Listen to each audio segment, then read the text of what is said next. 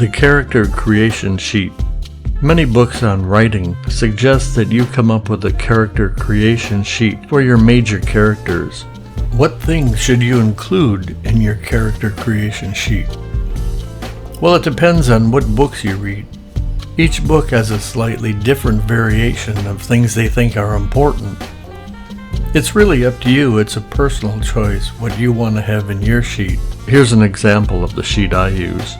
I have the name, the age, some appearances, distinctive mannerisms, comic traits, sympathetic traits, distinctive speech patterns, background information, strengths, weaknesses, relation to the main character, and then some notes. It's interesting that, for the most part, when you think up a main idea for your book, even if it's 1, 2, or 3 sentences, normally you'll have a main character in mind. You'll know if it's going to be a man, a woman. You're going to know how old you think your character should be, and you probably have a good idea of what they look like. So the first section, the name, the age, and the appearances, is quite easy to fill in right at the beginning. Now when I do my character creation sheets, that's what I'll start with.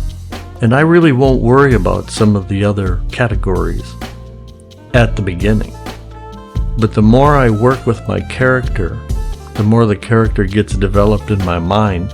And then I'll go back in maybe a week, 2 weeks, 3 weeks, and I'll write down, maybe I'll write a comic trait or a sympathetic trait, or maybe a strength or weakness. Now, even if you've filled out your character creation sheet as much as you want, and normally I'll never fill out every category, but one thing I've noticed that over time, your characters will develop and change. And allow that. If you're a plotter, not a pantster, and you plot your books very tightly, still allow your characters to change. Because when you start writing a book, you really don't know them. And the more you work with them, the more you write, and this may be a year-long project, you'll notice that they do take on a life of their own, and allow them to do that.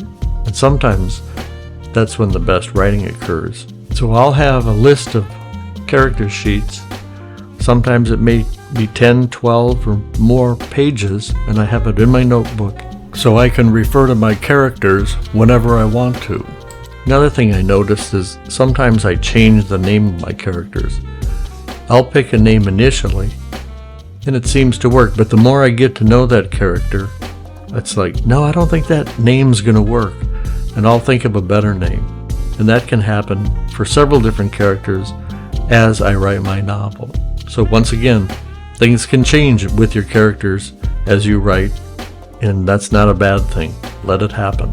Keep a character sheet for all your major characters, and you'll be glad you did.